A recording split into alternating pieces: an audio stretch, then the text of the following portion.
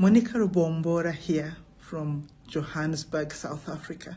Barbara, congratulations once again on your book launch. I first came across Barbara's books about 3 years ago, and this is the third one that I'm reading. And really, The Secret and Lies, which is a shocking truth of the recent Aboriginal history, is a memoir by Barbara Miller.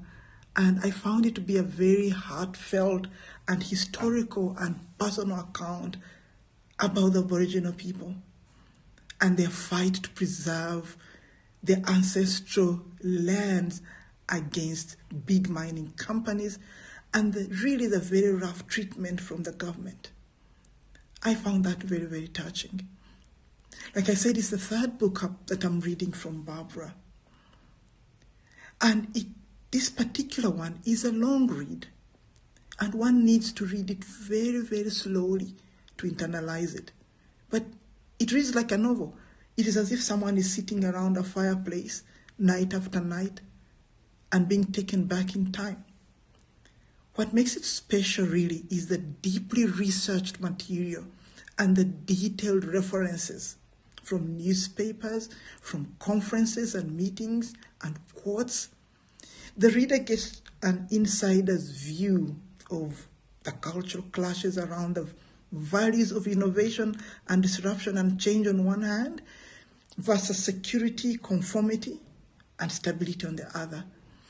While the Western world's concept of change and disruption is desirable, knowing how each person fits into society and their roles and responsibilities in the wider community is highly valued in some of these communities.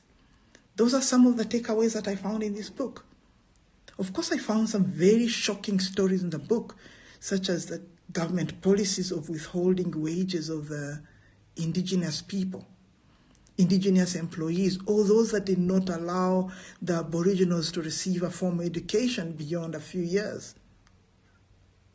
But the author also describes how the Aboriginals were as such a powerless group who have turned anger and frustration in on themselves. But what makes this book even more fascinating for me are the deeply personal stories that Barbara has interwoven throughout the book. The reader, for example, is introduced to her immediate family and her extended family and the really strong bond that she has with them. It stands out so much. When you read, you get to understand also what her strong Christian foundation is, her pastoral works, the very prayerful nature of the family. All these stories are interspersed throughout the book. And there are some stories that are very personal and touching about the deaths of family members that were close to her. Through that, one gets to understand how these departed souls have shaped Barbara's life and her views on this deeply personal topic of race, of discrimination.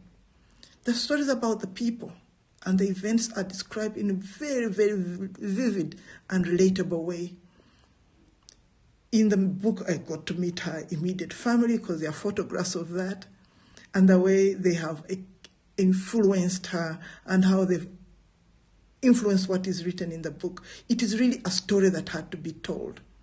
I must say it's a very good book and one that is anyone who's interested in history or social studies, please go ahead and read this book. It will really be good for you. I enjoyed it so much and I'm looking forward to book number 4.